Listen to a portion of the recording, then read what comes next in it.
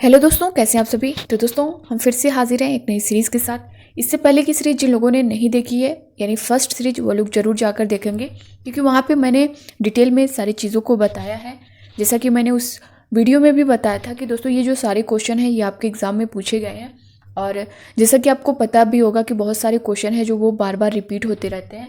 और अगर इन क्वेश्चन से हट के थोड़ा चेंज करके क्वेश्चन उठा रहा है या फिर इससे रिलेटेड कोई क्वेश्चन उठा रहा है, तो आपको वो क्वेश्चन नया ना लगे। मतलब आप कोई भी क्वेश्चन सामने आए तो आप उसे कर लें। तो उस वीडियो को जिन लोगों ने नहीं देखा है वो लोग ज़रूर जाकर देखेंगे। प्लेलिस्ट में आप लोग को सीरियल वाइज सारी सीरीज मिलती रहेगी। तो दोस्तों स्टार्ट करते हैं आज का ये क्वेश्चन। पहला क्वेश्चन आप स्क्रीन पर देख पा रहे होंगे। बचपन का सांप्रतिक दृष्टिकोण की मान्यता है। ऑप्शन ए है, बहुत तरीके से बच्चे प्राप्त वयस्कों के बराबर हो जाते हैं। बी है, बच्चों को युवा प्राप्त वयस्कों के रूप में सबसे अच्छा माना जाता है। सी है, बचपन का आधारिक रूप से प्रतीक्षा अवधि है। डी है, बचपन वृद्धि एवं परिवर्तन की एक अनूठी अवधि है। तो दोस्तों जैसा कि आप क्वेश्चन को समझ पा रहे होंगे, बचपन का सांप्रतिक दृष्टिकोण की मान्यता पूछा है। क्या बहुत तरीके से बच्चे प्राप्त वयस्कों के बराबर हो जाते हैं? नहीं। बच्चों को युवा प्राप्त वयस्कों के रूप में सबसे अच्छा माना जाता है? नहीं। बचपन आधारिक रूप से प्रतीक्षा अवधि है? नहीं। बचपन वृद्धि एवं परिवर्तन की एक अनूठी अवधि है, यानी डी ऑप्शन जो है ये हमारा करेक्ट हो जाएगा। अगला क्वेश्चन हम लोग देखेंगे। एक प्रमाणीकृत पठन परीक्षण लेने के लिए 5वीं कक्षा को प्रस्तुत करने में शिक्षक को अधिकाधिक परामर्श दिया जाता है कि? ऑप्शन ए है, बच्चों को बोलना कि परीक्षण बहुत महत्वपूर्ण है तथा वह उसमें अच्छा प्रदर्शन करेगा। बी है, पूर्ववर्ती परीक्षा से प्रधान प्रश्नों को चिन्हित करना एवं छात्रों को उन्हें उत्तर देने की अनुमति देना। सी है, निम्न कोटि के पाठकों को प्रशिक्षण देना ताकि कक्षा के शेष बच्चे किसी भी तरीके से अच्छा करें। डी है, परीक्षण में आने वाले समान प्रकार के प्रश्नों के उत्तर देने के लिए छात्रों को अभ्यास कराना। तो दोस्तों इसमें करेक्ट आंसर क्या है आपको ये बताना है। और दोस्तों ये सारे क्वेश्चन, जैसा कि मैं बार बार बोल रही हूँ, सारे क्वेश्चन आप लोगों के पूछे गए हैं और ये क्वेश्चन 2011 का है। इसका करेक्ट आंसर आप लोग करिए। जैसा कि क्वेश्चन समझ पा रहे होंगे, एक प्रमाणीकृत पठन परीक्षण लेने के लिए 5वीं कक्षा को प्रस्तुत करने में शिक्षक को अधिकाधिक परामर्श दिया जाता है कि बच्चों को बोलना कि परीक्षण बहुत महत्वपूर्ण है तथा वह उसमें अच्छा प्रदर्शन करें, ये नहीं होगा। पूर्ववर्ती परीक्षा से प्रधान प्रश्नों को चिन्हित करना एवं छात्रों को उन्हें उत्तर देने की अनुमति देना। निम्न कोटि के पाठकों को प्रशिक्षण देना ताकि कक्षा के शेष बच्चे किसी भी तरीके से अच्छा करें, ये भी दोस्तों आपका नहीं होगा। परीक्षण में आने वाले समान प्रकार के प्रश्नों के उत्तर देने के लिए छात्रों को अभ्यास कराना। दोस्तों ऑप्शन डी जो है ये आपका पूरी तरह से करेक्ट होगा, क्योंकि एक जो प्रमाणीकृत पठन परीक्षण लेने के पूर्व ये जरूरी होता है कि शिक्षक जो होते हैं वो छात्रों को परीक्षण में आने वाले प्रश्नों के प्रारूप की जानकारी दें और अधिक से अधिक प्रश्नों का अभ्यास करवाएं। तो इस तरह से ये अभ्यास कराना, डी ऑप्शन करेक्ट हो जाएगा। नेक्स्ट क्वेश्चन देखेंगे। असंगठित घर से आने वाला बच्चा सबसे अधिक कठिनाई का अनुभव करेगा। ऑप्शन ए है, सुनिर्मित पाठों में। बी है, स्वतंत्र अध्ययन में। सी है, नियोजित निर्देश में। डी है, अभ्यास पुस्तिकाओं में। तो दोस्तों इसका करेक्ट आंसर क्या होगा आप लोग बताइए। असंगठित घर से आने वाला बच्चा सबसे अधिक कठिनाई का अनुभव करेगा। कहाँ पर करेगा? तो दोस्तों ये स्वतंत्र अध्ययन में करेगा, यानी बी ऑप्शन आप देख पा रहे होंगे ये पूरी तरह से आपका करेक्ट होगा। दोस्तों जो असंगठित घर से आने वाले बच्चे होते हैं उनमें जो होता है वातावरण का प्रभाव पड़ता है, जिससे उनमें अनुशासन और आत्मनिर्भरता जैसे गुणों का अभाव पाया जाता है। और इन गुणों के अभाव में जो बच्चा होता है वो स्वतंत्र अध्ययन में कठिनाई का अनुभव करता है। तो हमारा जो बी ऑप्शन आप देख पा रहे होंगे ये करेक्ट हो जाएगा। अगला क्वेश्चन देखेंगे। आप देखते हैं कि एक छात्र बुद्धिमान है। आप ऑप्शन ए है, उसके साथ संतुष्ट रहेंगे। बी है, उसे अतिरिक्त गृह कार्य नहीं देंगे। सी है, वह जैसे अधिक प्रगति कर सके उस तरह से उसे अनुप्रेरित करेंगे। डी है, उसके अभिभावकों को सूचित करेंगे कि वह बुद्धिमान है। तो दोस्तों क्वेश्चन नंबर 14 का आंसर आप लोग करिए। आप देखते हैं कि एक छात्र बुद्धिमान है। आप क्या करेंगे ये आपको आंसर करना है। उसके साथ संतुष्ट रहेंगे? नहीं। उसे अतिरिक्त गृह कार्य नहीं देंगे, ये भी नहीं होगा। वह जैसे अधिक प्रगति कर सके उसे उस तरह से उसे अनुप्रेरित करेंगे। ऑप्शन सी जो है ये आपका पूरी तरह से करेक्ट होगा। ठीक है, अगला क्वेश्चन देखेंगे। यदि कुछ विद्यार्थी कक्षा में अध्ययन की चित्तवृत्ति में नहीं है तो आप ऑप्शन ए है उन्हें अध्ययन के लिए बाध्य करेंगे, बी है उन विद्यार्थियों को कक्षा छोड़ने के लिए कहेंगे, सी है उन्हें चेतावनी देंगे कि वे अवश्य अध्ययन करें, नहीं तो आप प्रधानाध्यापक को सूचित कर देंगे, डी है उन्हें उनकी रुचि अथवा आप अपने विषय के अनुसार रुचिपूर्ण चीज़ें बताएंगे। तो दोस्तों इसका आंसर आप लोग करिए। जैसा कि क्वेश्चन आप समझ पा रहे होंगे, यदि कुछ विद्यार्थी कक्षा में अध्ययन की चित्रवृत्ति में नहीं है तो आप, चित्रवृत्ति का मतलब आप लोग समझ पा रहे होंगे दोस्तों, इसका जो अर्थ होता है रुचि, अध्ययन में रुचि न लेना।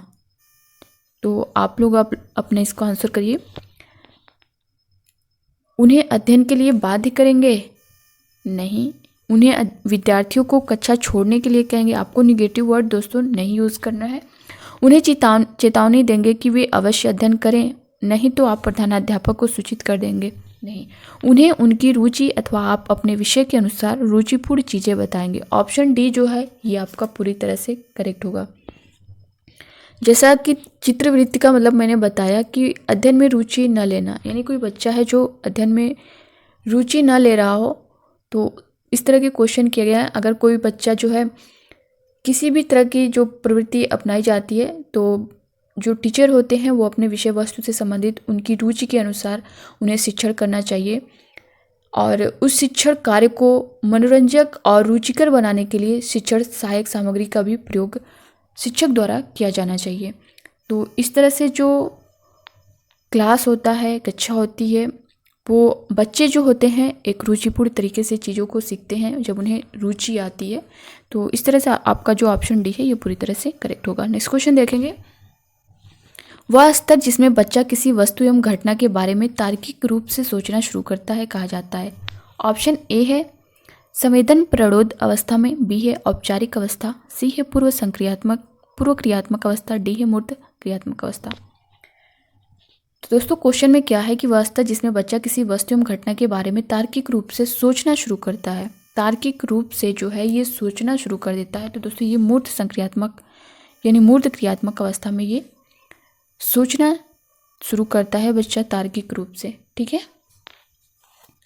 दोस्तों ये पियाजे के संज्ञानात्मक विकास के सिद्धांत का जो तीसरा चरण है, मूर्त संक्रियात्मक अवस्था, जो कि 7 से 11 वर्ष तक का होता है, इसमें जो बच्चा है किसी वस्तु या घटना के बारे में तार्किक रूप से सोचना स्टार्ट कर देता है।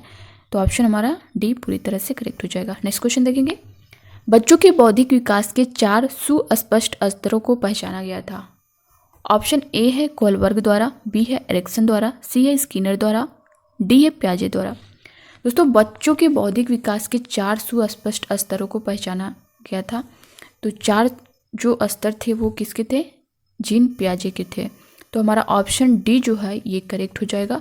और इसका डिटेल हम लोग देख लेते हैं। यहाँ पे आप देख पा रहे होंगे, पियाजे द्वारा बच्चों के बौद्धिक विकास के 4 सुस्पष्ट स्तरों को पहचाना गया, जिसे संज्ञानात्मक विकास के सिद्धांत के नाम से जाना जाता है।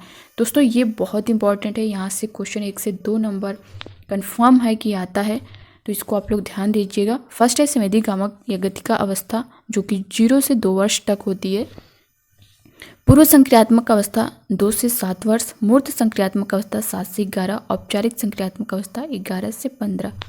ये दोस्तों मैं फिर से बोलना चाहूँगी, ये मोस्ट इंपॉर्टेंट है, यहाँ से क्वेश्चन आपका बनता ही बनता है। अगला क्वेश्चन आप देख पा रहे होंगे, अल्पवयस्क बच्चों के अधिगम में अभिभावकों की भूमिका होनी चाहिए।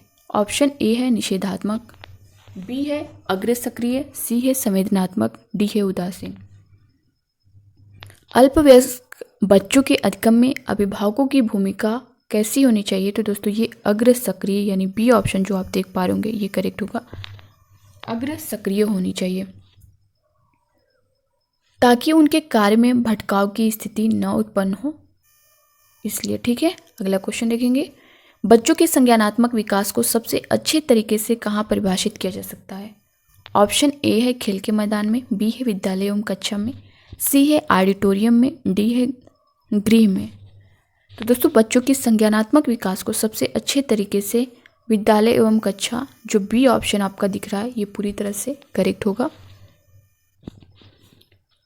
इसमें जो बच्चों के संज्ञानात्मक विकास स्तर को जाना जा सकता है और इसके लिए विद्यालय सबसे उपयुक्त साधन माना जाता है। बच्चे स्वतंत्र एवं अनुशासित रूप से अपनी अभिव्यक्ति दे सकते हैं। ठीक है, अगला क्वेश्चन देखेंगे और आज की सीरीज का लास्ट क्वेश्चन। डैश को अनुप्रेरित शिक्षण के एक संकेत के रूप में विवेचित किया जाता है। किसको? ऑप्शन ए कक्षा में अधिकतम उपस्थिति, बी है शिक्षक द्वारा दिया गया उपचारात्मक कार्य, सी है विद्यार्थियों द्वारा प्रश्न पूछना, डी है कक्षा में पूर्ण निरस्ता। किसको अनुप्रेरित शिक्षण के एक संकेत के रूप में विवेचित किया जाता है? तो दोस्तों विद्यार्थियों द्वारा प्रश्न पूछना। ऑप्शन सी आप देख पा रहे होंगे, ये आपका करेक्ट होगा। ठीक है, शिक्षण प्रभावशाली और सजीव तभी होती है दोस्तों जब कक्षा में समय समय पर शिक्षक छात्र वार्तालाप हो, छात्रों द्वारा कक्षा में प्रश्न पूछा जा रहा हो। तो इससे पता चलता है कि छात्र का अधिगम अच्छी तरह से चल रहा है और छात्र जो है कक्षा में रुचि ले रहा है। तो करेक्ट आंसर यही होगा, विद्यार्थियों द्वारा प्रश्न पूछना। तो दोस्तों ये थे इस सीरीज के 10 क्वेश्चन और जैसा कि मैंने बताया कि मैं सीरियल वाइज सारे क्वेश्चन को करवाऊंगी। तो 2011 का जो आपका CDP का क्वेश्चन किया गया था उसमें से फर्स्ट सीरीज में मैंने 10 क्वेश्चन दिया था और इसमें 11 से 20 तक मैंने दिया है। और अगली जो सीरीज होगी वो आपकी 21 से 30 तक आपका 30 नंबर का क्वेश्चन जो आपका पूछा जाता है, 30 क्वेश्चन जो पूछा जाता है उसमें से 20 जो है मैंने सॉल्व करवा दिया है। 10 क्वेश्चन आपका बचा है, यानी 2011 का 10 क्वेश्चन बचा है, वो नेक्स्ट सीरीज में हम लोग कंप्लीट कर लेंगे। उसके बाद से जो आपका 2011 के बाद जो पेपर हुआ है उसको हम लोग सॉल्व करेंगे। तो दोस्तों कैसी लगी ये वीडियो? अच्छी लगी हो तो लाइक करिएगा और ज़्यादा से ज़्यादा शेयर करिएगा। नए हो चैनल पर तो चैनल को सब्सक्राइब करिएगा। मिलते हैं नेक्स्ट वीडियो में, तब तक के लिए बाय बाय, टेक केयर, खुश रहिए, पढ़ते रहिए।